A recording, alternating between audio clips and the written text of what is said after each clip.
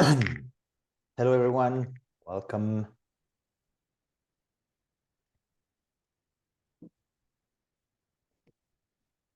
Hello, hello.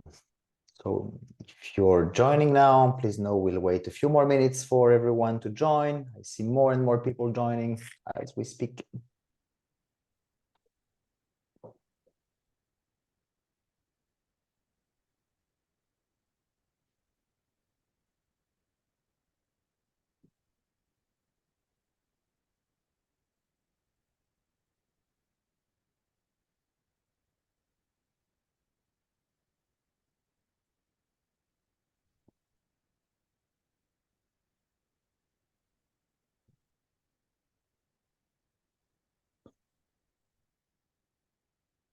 So meanwhile, while I welcome you, we will still wait a few more minutes for everyone to join. You have instructions on the screen if you want to use the captioning and the translation of this webinar. You want to have it subtitled in your own language.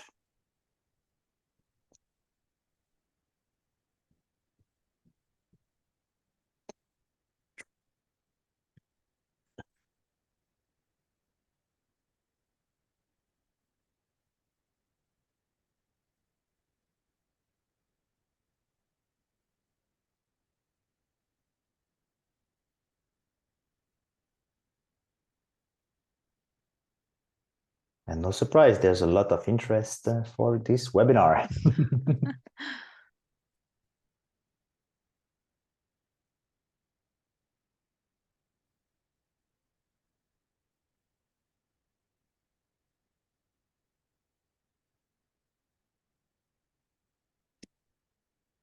All right, I think it's now 3 minutes past the official start of this webinar, so I will slowly go for an introduction to this webinar. Hello, everyone, and welcome to this EENA webinar on the use of chatbots for non-emergency medical services in Lower Austria. So as you know, EENA is currently doing quite some work to showcase how artificial intelligence and machine learning can help public safety answering points, including how they can contribute to reducing the pressure on call takers at times when public safety is facing a sometimes dramatic staffing issue.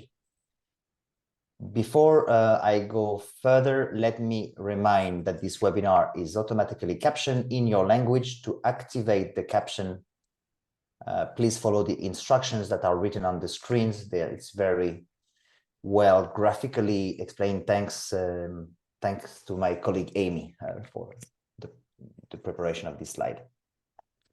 Coming back to today's webinar, since July 1st, 2022, Notruf Niederösterreich, sorry for my German, Lower Austria's Emergency Command and Control Center uses with great satisfaction a chatbot to handle non-emergency medical communications, including requests for patient transport and health consultations. Can chatbots provide citizens with fast, reliable information without increasing the workload of call takers? Sophia Gebath-Wicho, I'm trying my best, Sophia. Very good, thank you.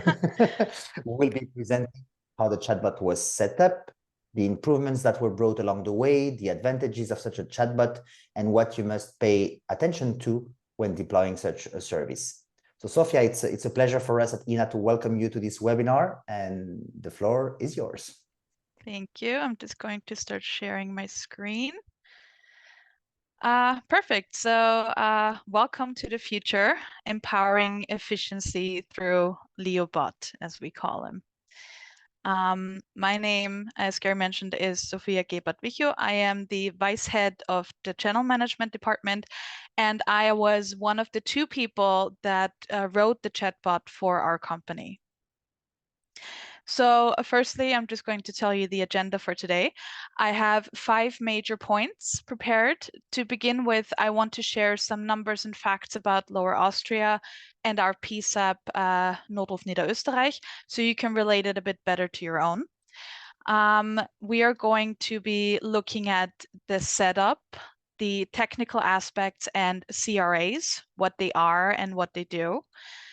I am happy to share some chatbot numbers with you, especially a very large spike that we have seen through a very simple IVR message. And then I will talk about the most used features, so time and money savers. And last but not least, I want to look into the future, what a chatbot could mean for non-voice emergency, and some tips should you choose to start a similar project. So let's start with Notruf Niederösterreich, some numbers and facts. In Austria, the emergency numbers are split up between fire, medical, and police. So there are 3 emergency numbers next to 112, which also goes to a police station here. Notruf Niederösterreich is the only medical PSAP in Lower Austria, but we do not only receive medical emergency calls. More on that in just a moment. Notruf Niederösterreich is located in Niederösterreich. In English, it's called Lower Austria. Lower Austria is one of the 9 states of Austria. It is the biggest in size and the second biggest population-wise. So 16% of the Austrian population, which is 1.7 million people, live in Lower Austria. Lower Austria surrounds Vienna, and it borders with Upper Austria, Styria, and the Burgenland. And to the north and northeast, we border with the Czech Republic and Slovakia. We have urban as well as rural areas. Notruf Niederösterreich in 2022 received 2.2 million calls, and we had 855 dispatchable resources. These are for emergencies as well as patient transportations. And we now have around 300 employees at Notruf Niederösterreich. Multiple phone numbers are routed through our center, and this is the important part for our chatbot. The medical emergency number, which as mentioned before is 144, is probably what we're most known for. And the public can also reach us through the mountain rescue number, which is 140, patient transport numbers for different organizations, as well as somewhat old station numbers for certain ambulance stations. We receive calls for out-of-hours doctor service, health consultations by phone, and certain service hotlines, such as, for example, acute psychological help, oxygen supply hotline, complaint hotline for Lower Austrian state hospitals or nursing homes. And some of these numbers that I've mentioned, we do not only service for Lower Austria, but for other Austrian states as well. So if we look at those 2.2 million calls, how those are spread out, we can see that the medical emergency calls we received in 2022 only amounted to 14% of all calls we have taken. So out of hours doctor service, which here makes up around 2% of all calls, is when people need a general practitioner on the weekends, or for example, during public holidays, at night, or whenever the usual doctor isn't open. The largest category of other, making up 34%, entails calls such as units to dispatchers, but also hospital complaints, inquiries such as where can I find a first aid course, where can I go to donate blood, and very often those are calls where we refer the caller to another call center, which means we as a PSAP are called purely for informational purposes that we sometimes cannot even provide.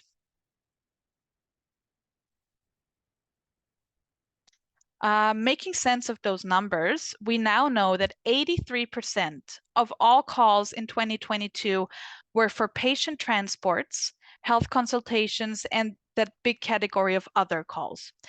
How does Notruf Niederösterreich handle non-emergency calls? Well, it's basically the same as we handle emergency calls, just a bit differently. We have a very strict protocol in place, which is called our web call assist. And this entails protocols for every possible purpose that our employees must follow. So any calls that might come in are pictured in this web call assist. This way, we can ensure that every employee gives the same information to callers, no matter how long they've been with us or how many specific calls they may have taken. And these strict protocols are efficient because the information can be changed within seconds for everybody. And the strict protocols made the introduction of the chatbot very simple. So let me just show you an example. How do we deal with someone calling for a first aid course? For example, if someone calls for a first aid course in St. Pölten and they want to do it at the Samariterbund in St. Pölten, we look at our web call assist, we put in the information, and we give out the number that they have to call for the general office. In the second picture, we can see the same thing for the Red Cross in St. Pölten, in which case we forward the caller directly to the Red Cross Service Center of Lower Austria. So these calls can take anywhere between 1 minute to up to 5 minutes, depending on how cooperative the caller actually is. Now, let me show you a video on how the bot does it. In this case, the bot does the questioning for us. So it will guide the user through the menu and by asking questions and providing possible answers. So in this case, the person chooses, I want information about a first aid course. Where do you want to do it? And then you can choose from the different organizations offering first aid courses. And the bot, in this case, gives all the necessary information. These calls can be handled by a machine for 100%, and our employees are free for different matters. I'm going to explain the setup of our bot, the technical aspects, and our so-called CRAs, what they are and what they do.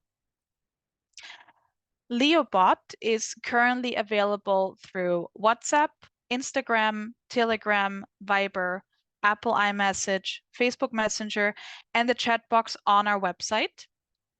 And to start explaining the setup, I'm going to get into the basics.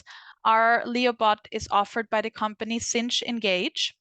The head of channel management and myself are the two people that wrote the human-based script. In our chatbot, there's currently no artificial intelligence involved. Everything that our bot does, we had to tell it to do first.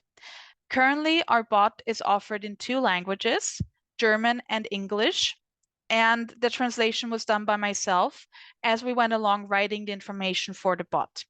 We are planning on offering more languages, especially spoken by the majority of caretakers in Austria, which would be, for example, Czech or Romanian in the near future. This is the so-called bot builder. To show how we set up the bot, I brought you a few pictures to look at. The bot that we have created is the most extensive bot that Sinch Engage has ever seen. So it's time-wise not possible to go into too much depth, but I will show you the main menu, which we saw at the beginning of the last video. When you first create the bot, you have to create so-called topics. Those are the names that you can see on the left-hand side, like, for example, setting names, DE for German and EN for English. Within those topics, you tell the machine what to ask and what to do with the answer. So when somebody is asked, what is your first name? The machine will remember and use it. In this picture, you can see the short list of topics and the questions they ask. In the circle topic Hauptmenü, which means main menu, you can see it asks, how can I help you? And then it inserts the first name that you have told it before. So it would ask, how can I help you, Sophia? On the left side, you can see how the menu looks to a user on WhatsApp. And on the right side, you can see how the menu looks to us when we go into the topic within the bot builder. In 85% of our cases, we give the user a possibility to answer and to choose from an answer in order to limit the possibility of mistakes or the machine not knowing what to do with the answer. So each button can be pressed and leads into a new topic with follow-up questions. If a user, for example, in this case, would press doctor/pharmacy, because it's Friday night and all pharmacies have changed to limited on-call service, LeoBot knows which topic it has to send our users into, and now they can find a pharmacy themselves without ever having to call us by simply using their location service through WhatsApp. I'm going to show you what I mean with the second video I've brought. In this example, we're looking for pharmacy because, as I mentioned, it's Friday evening, pharmacies are closed, and they switched to an on-call service, a very limited one. Some features differ depending on the messenger that's used. So in this case, we're using WhatsApp, which offers a great location sharing opportunity. This makes it easier and more accurate to look for close by and open pharmacies as well as doctors. And we use the information of public websites that show open pharmacies to only give the correct outcomes. If a pharmacy is closed, it will not be listed for the user. Same with doctors.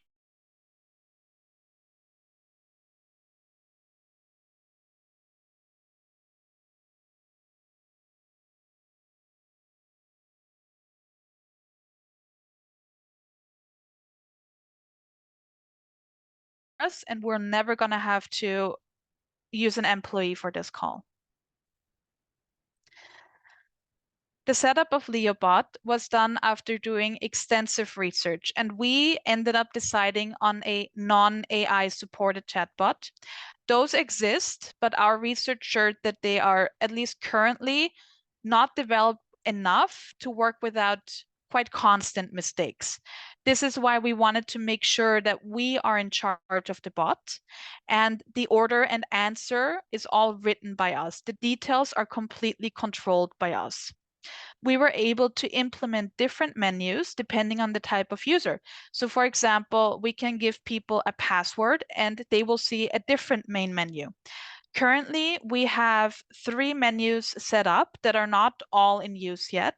One for the general public, one for paramedics, and another one for doctors. Our users do not write their questions, as you have seen, in hope for the correct answer, because we've seen that this is quite prone to error. We always ask a question, and whenever possible, we give the user answers to choose from. Of course, this doesn't work in case of addresses or insurance numbers when they have to put it in, but the majority of questions are asked and answered with a strict protocol in place. Some questions afterwards lead to a CRA for a follow-up. So what are CRAs?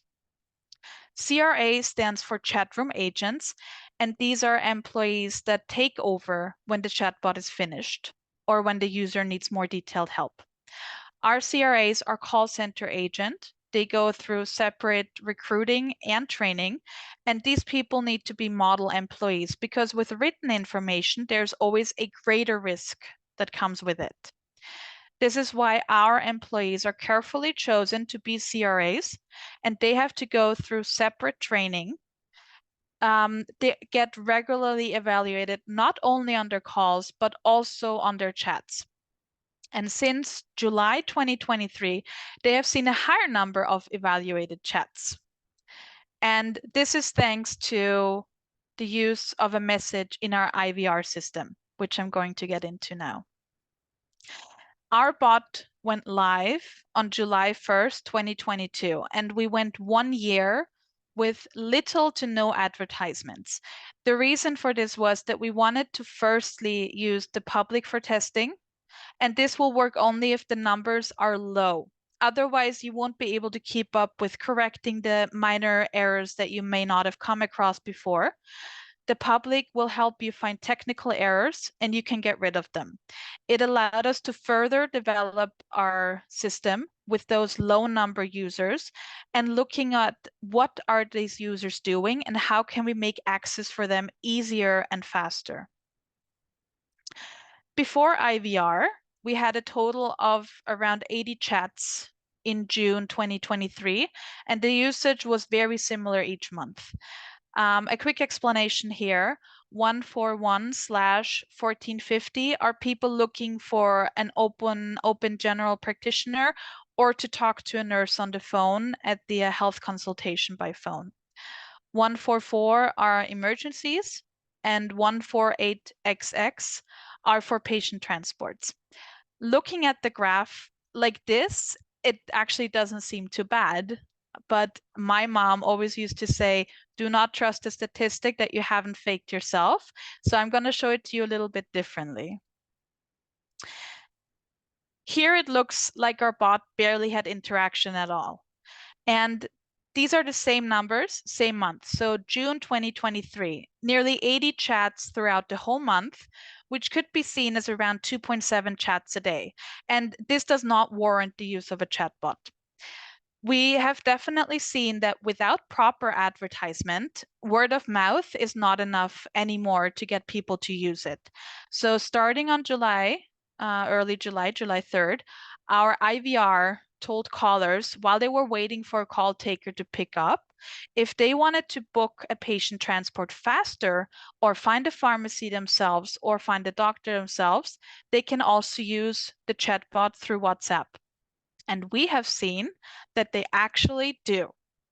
From June to July, we have seen an increase of 453%, most of which, as you can see, use the bot to book a patient transport.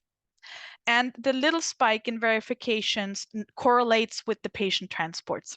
This verification serves as a security measure where users have to verify they actually are a human being by receiving a token to their phone number.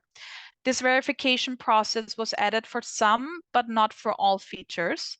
We decided that any feature that might lead to a chat room agent needs to have a verification first. From August to September, we have seen a small dip in numbers, which we expected as the first rush was slowing down and numbers were stabilizing. However, in October, we once again saw them rising, which is not depicted on here.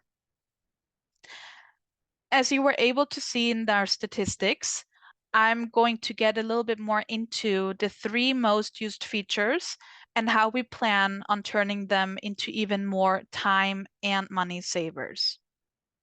So firstly, as mentioned before, we plan on offering the service in more languages, especially the service of booking a patient transport. Secondly, we plan on implementing a so-called copy code that our users receive, and if they want to sign up the same transportation just on a different day or a different time, it just takes them a few seconds. Instead of going through the entire questioning again, they just put in the copy code and they're only asked for which day and which time do you want this transport to be booked at. Thirdly, we're currently working on an automation for the patient transport to be put into our CAD automatically, which will limit our need for CRAs and will decrease the time a human has to work on a patient transport. Secondly, the most used feature is the search for open pharmacies. And this is actually a perfect example of a call that would take 2 to 3 minutes on the phone and now no longer needs human interaction at all. It's currently, it could be considered as the biggest money saver. We're accessing the pharmacy website of Austria or the doctor service website of Lower Austria. And we can use this feature in all of Austria for the pharmacies because that website works for the entire country. Think of the video we were watching before about the pharmacy search. We have paramedics that actually frequently use this feature already because they will pick up a patient in a hospital in an unknown city and the patient needs medicine. The paramedics can now easily and quickly share their location through WhatsApp and search for an open pharmacy nearby to take the patient there. And this is an area where more advertisement could help us increase the use of this even more. Due to the large amount of numbers that Notruf Niederösterreich services, it cannot be helped that we receive quite a few calls each day with people requesting general information, as we've seen before in the statistics. Where can I find a first aid course? Where can I rent a wheelchair? How can I become a paramedic? And these are all examples of questions that we get asked on a daily basis. These are questions that mostly get referred to our serviced organizations, such as the Red Cross or the Samariterbund. And all we do is forward them or give them a number to call.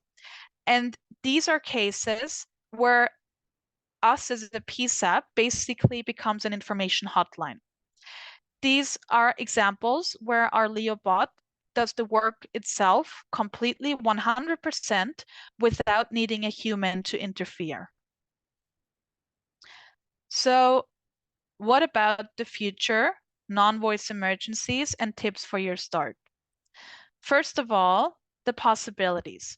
Using statistical analysis, we figured out which weight we can take off our employees to let the computer handle it. So thinking back to those first numbers, 83% of 2.2 million calls are for services that can be handled by a computer for the majority of it. We don't have to stop there. We can go deeper.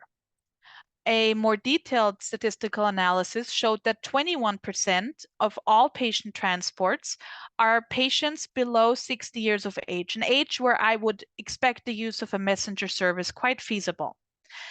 Each of these patients has an average of 5.6 transportations in a year. These are non-emergency planned transportations to a doctor, to a hospital, physical therapy, anything within those means. How much time can we save if all of these callers go through the bot instead of calling? These numbers do not include older patients. We have older patients that ask younger family members or friends to call for them. This would make the number go even higher. So what does this mean for us? We can plan our needs better by not letting callers dictate, I need someone now, but by letting the computer do the majority of the work. And if they need an employee, we can get to them when we have the time. How much money can be saved by taking away those pure information calls shown in the videos before? Just as food for thought. Our goals are that by 2024, qualified callers will no longer be calling for patient transports, and within the next 5 years to reduce the amount of calls from the general public as much as possible with the help of our chatbot. I want to show you a comparison.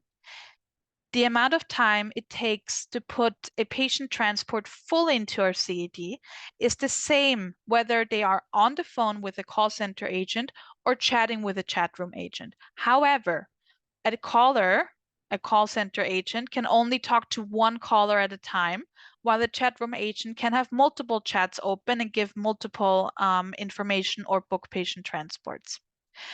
Through the planned automation, currently, our chat room agents transfer the data into our CAD.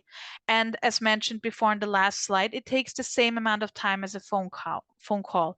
However, by 2024, our goal is to have the information transferred automatically from the bot into our CAD system, which will mean that our chat room agents will only look over the data transfer to make sure was everything answered correctly by the human and was the data correctly transferred by the computer. And this means a time-saving estimate of another 90% for each event. Let's quickly look at the possibility of non-voice emergencies through a chat. What are the pros? Well, to begin with, for example, WhatsApp offers a precise location if the user sends it. We can translate a chat, and we can help users that can't call for help because they cannot talk due to a threat. If they can also send us a picture so we can see what's going on, we can have a better view of the scene. And the question is, why are we currently not using it? Because messenger services such as WhatsApp have very strict rules that prohibit emergency messaging or calling through them. And I want to use this moment to create an appeal to all of you who might be considering a chatbot for a PSAP and to EENA that there is definitely strength in numbers. If we see the need and the possibility to use bots and other services through messengers in order to offer non-voice emergency calls, we can tackle these rules together and maybe make a change in our favor. And I know this was a lot of information, and for some, just the thought of starting a massive project such as this will feel overwhelming. So I'm going to give you some tips on how to start. The first step is to figure out what you can cover with a chatbot and why you want to. Is it to save money, reduce the workload for employees, etc.? Because the reason and function you want to cover will change depending on your needs. Then research, research, research. I have shown you one of the many possibilities out there to use chatbots and PSAPs, and there are many different suppliers. Some use large language models similar to ChatGPTs, others, like ours, do not. Do the research, what will most likely fit your needs, and then make that decision. The next point is to talk to all your departments and include your employees, because they will often come up with ideas that you have not even considered. It was the case in our PSAP. Make use of other PSAPs that are currently using bots. When we started, we had no one to talk to because we were the first PSAP worldwide to start a project like this. By now, there are a few PSAPs actually using this type of technology, so use this fact to your advantage. Form a game plan. Which chatbot do you want to use? And collect your resources. Who is going to create this for you? Do you have an employee capable of doing this, or do you need to find someone else? And last but not least, always keep thinking of the future and always keep an open mind. We have had people from the general public contact us with ideas on how to improve the bot, and we were able to incorporate those ideas as well, which is great. So if you've become interested, you're welcome to test LeoBot through these codes. And I hope that I was able to give you some insights into a project and maybe help you if you're considering to get started with your own. Thank you. Thank you, Sophia. It was a fantastic presentation, really. Thank you. Though you and I had exchanged for quite some time, it was the first time I got through the entire presentation with you speaking over. It was really fantastic. Thank you so much. Please, everyone, it's time for Q&A. So please feel free to write your questions, comments in the Q&A section of this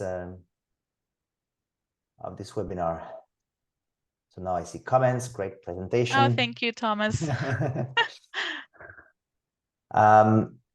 Any questions, anyone?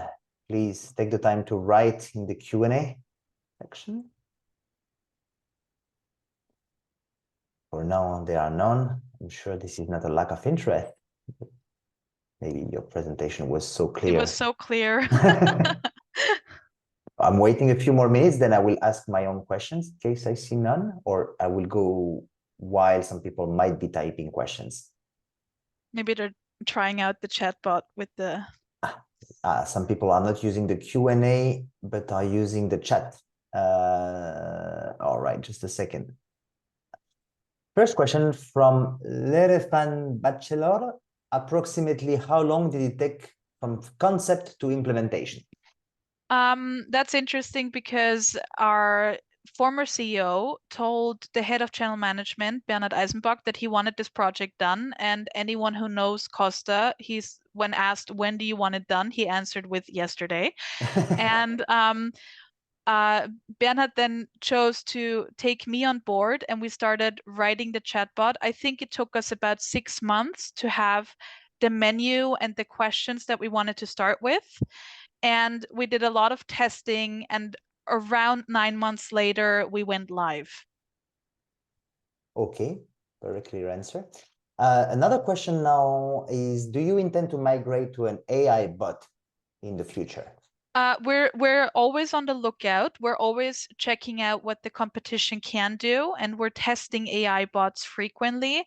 It's just that we found that, like I mentioned, they're often very error prone, and it would be a lot of work to switch to one where we know that we're going to have issues. So we're on the lookout, but currently there's no plans. No. All right. Let's discuss that further in a side chat as well. All right. Another question is, what are some of the other PSAPs that are also using chatbots already? I know through the last EENA conference that Amazon offers a chatbot or IVR bot, I want to call it. And there's PSAPs in America that do this. A lot of times they're police PSAPs in order to deal with small claims that they don't want to handle over the phone. Yeah, and for those of you, it's public information. Sophia was referring, I think, to Amazon Connect. I think I've read lately some information that they are trialing Amazon Connect in 7 PSAPs across the US. Yeah. I was on the phone with one last week. I don't know any in Europe though. Yeah, I think it's, as far as I know, it's only in America. If there's anyone from Amazon in the participants list, please don't hesitate to write in the chat as well to provide us with this information. Thank you. So another question, sorry, because there are questions in the Q&A part and in the chat part, so I'm moving in between the two of them. Who updates the list of health service providers, example, physicians and pharmacies, location and opening hours that are referenced in the bot? So for example, the pharmacies page is a page for all of Austria that is updated by the pharmacies themselves, or like I don't know what it would be called in English, like just the people who have to hand over all the pharmacies. For the physicians, we have a page for Lower Austria where we have all the physicians and their opening times. It is actually updated by anyone who wants to. So on this page, you can make changes if you're a doctor or if you're a patient and you see, oh, the opening times of my doctor have changed. You can log in and change them yourself too. Whoa. And we actually rely on the public for this as well. Well, and it works. So okay, excellent. Another question by Thomas is, after a few months of data, do you see a need to use more complex language models, or are you already covering most cases? So until last month, I have looked over every single chat that came in. I read every single chat, no matter if it came to one of our employees or if it just was purely done by the bot. And we're seeing that everything, or let's say 90%, 95% of all inquiries are covered. When they're not, the users always get the hint if they're writing something and the bot doesn't know what to do with it, it always gives them the hint. If you don't see what you're looking for, you can write help to get to an employee, and they can then ask the CRA the question, but these are very limited. There's not a lot of chats that come in where the people need something that they can't find in the bot. And we update the bot to include services that they might need more. Excellent, very clear. Thank you. Another question from my colleague Amy is, what coding language do you use? We do not use a coding language. In one of the pictures I showed before, I'm just going to see if I can go back here 1 second because it makes it a bit easier to explain. We just simply write everything. So I just tell the bot, or here, for example, I tell it what to say, and then I give it the buttons to press, and then later I tell it when the user pushes the button Dr. Pharmacy, you go into the next topic, and then so there's no knowledge of coding languages required, if that makes sense. That makes a lot of sense. Thank you. Are there ideas to improve the features for use of the professionals rather than the public? We have features for the professionals. We're currently not using them yet. We're planning on implementing them so that a paramedic has a smaller menu and can do different things. It's just that we haven't gotten to that point yet. All right, very clear as well. Thank you. Maybe a question on my side. I keep on asking the same question many times, so sorry for those of you who have already heard it. So as a dad, I often call the non-emergency medical number in Belgium for out of hours consultation with doctors. Usually, typically on a Saturday, Sunday, my daughters have fever, and we just need to see a doctor. It's not an emergency, it's non-emergency, but I would like to see a doctor in the next hour and a half, for instance. For that, I call a number. In the region where I live, there is a non-emergency medical number, which is super useful, but due to such a high number of calls, there has been call takers leaving the call centers is the same call centers that handles the 112 calls, and they was under such pressure with staffing that the turnover is gigantic, basically, in particular due to that non-emergency number. So the question is that every time I call these numbers, now they just, by the way, changed the system in Wallonia, where I live. They changed the system and they decided to not deliver the calls directly to the same center, but to deliver it to a wider center. And now I have to wait about half an hour to get someone to answer with a message that goes, stay online every 5 seconds. It's so annoying, by the way. It's really awful. And so the question, every time I'm doing it, I'm like, this could totally be replaced by a chatbot. Because what I need is to have a doctor. I know my location anyway. At the end, I always end up in the same consultation at the same hospital. It's every time the same. My question is, why don't you see more use of it for out of hours doctor's consultation using the chatbot? I think that we're in this point, we're still missing a bit on the advertisement. So if we put that into its own IVR message as well, we would probably see an increase. And I think that in the case of out of hours doctor service, the people still have an issue. And I think a lot of the times they'll think that they will get it faster if they stay on the line and talk to a human. And I think that there's sometimes a little bit of fear doing this over machine, if you know what I mean. Yes, exactly. I can totally understand. I can totally understand. That's clear. Because the website exists too. Anyone can go on the website and just look on there which doctor is available. And the big problem is that a lot of people, they don't even know. So we will tell them, you can look yourself on the website as well. And they'll be like, oh, really? There's a website. So it's lack of knowledge. And I think it's in the case of a more or less still emergency, the need for human interaction that's still quite present. Yes. Very clear. I hope it will inspire some people. I did ask actually the head of the 112 center where I live, who also manages the non-emergency medical, to watch the recording of that webinar. So Jean-Michel saying hello and hoping you get in touch with Sophia soon. Yeah. As well, another question on my side, and please feel free anyone to add any question. Another question on my side is, so you mentioned the use of WhatsApp, of course, and the limitations for the use of WhatsApp for emergency services.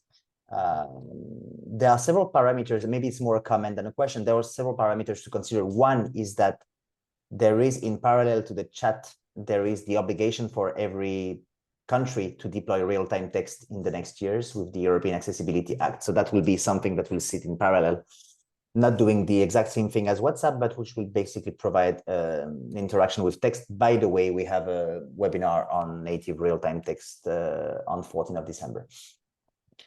The other thing is that, so I'm trying to play the devil's advocate here, but if I'm Facebook, if I'm Meta owning WhatsApp, and I see that that the chatbot is not even used for patient transportation or such thing, but is not even used yet for non-emergency medical service.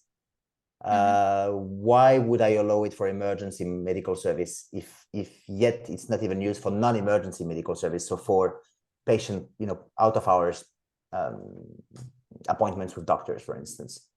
No, I mean, we know of the cases where, especially these, I can't talk because somebody's threatening me. We have so many recordings, especially from America, because the laws are different there, of somebody trying to order a pizza in order to get help to a place. And I think that if we had the possibility to do it through WhatsApp, we would be offering a great service to these victims, as well as these calls where people just don't know where they are. And I can simply click on a button. It's 2 clicks on WhatsApp in order to share my location. Whereas, yes, there's other possibilities, but a lot of these possibilities that we offer require an app or to receive a message and click a button. And here they can just message us, click on share location and say, I need help here because. So I think if they ask why should we, I think it's an ethical question, and I think the answer is just you should, period. There shouldn't be a why. It should just be it's for the greater good and it's for the general public in order to protect them and serve them, which is what we're here for. just a quick comment on this one. This is very, of course, fascinating topic, the use of, I think we had a little chat about that at the conference as well, I remember. And I remember Chaim is also using in Israel, using WhatsApp for emergency services. But let's, to be fair, I just also want to mention that many emergency services across Europe do not want to be accessible via WhatsApp, to be honest. But it doesn't have to be WhatsApp. It can be Apple iMessage or no. Actually, whichever. many emergency services do not want to be reached by any other means as well. Yeah. So it's a question of culture and different philosophies as well. There was another question on the chat. Can the chat be used to augment the emergency call with additional information like sending in pictures? Well, theoretically we could, yes.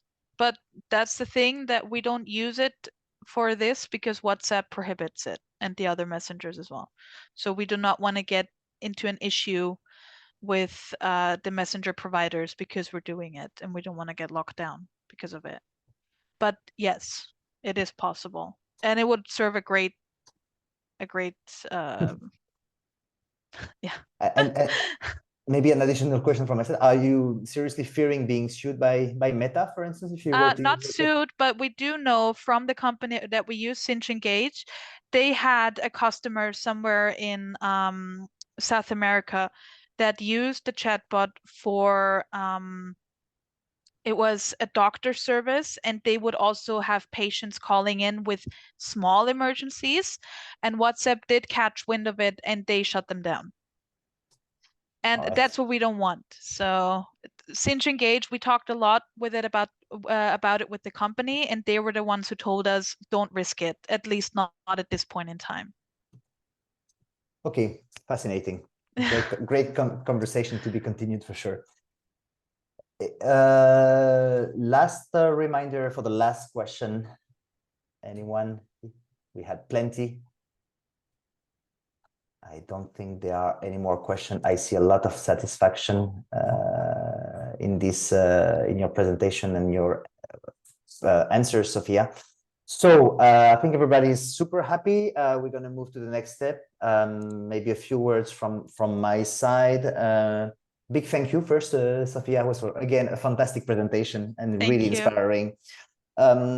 So we hope that this led you think about how chatbots could possibly be used in your own PSAPs. Please don't hesitate to contact us or Sophia if you wish to follow up, of course. If you're interested in chatbots and more generally also in the use of AI and machine learning, please keep in mind that we are launching a special project early next year, and we are collecting applications to participate right now. You will find more about this special project on our website homepage. Also note that we'll have an entire track dedicated to AI at the next EENA conference in Valencia, including some presentation on chatbots. Our conference in Valencia is on 24 to 26 of April 2024. Also note, by the way, that Sophia will be presenting another presentation about what Lower Austria does for remote working in another session at the conference as well. Also, let me announce the next webinars, and I'm sure that Amy will be putting them on the slides. We'll be displaying them on the screen as well very soon. So the next webinars, Emergency Communications Handling Around the World, on 27 November at 2:30 p.m. CET. Amy, it's the next slide, please. Thank you very much. This webinar series looks at many different countries to understand their challenges and give a comprehensive understanding of emergency call handling systems across Europe and beyond. In this first webinar, we will hear from Moldova and Mexico. On 7th of December, join us to discover more about the transmission of medical data to PSAPs through Google's emergency location service. That will be super interesting as well. And then the week after, on 14th of December, we will have a webinar that will report on the first end-to-end native real-time text to PSAP deployment in the world, a deployment that took place in the US. You can register to these webinars via our website on the webinar page. So it's thank you all. It's time to wish you all a great afternoon, evening, or morning, and to hope to see you all very soon. Thank you and goodbye. Have a great end of day. Bye-bye. Bye.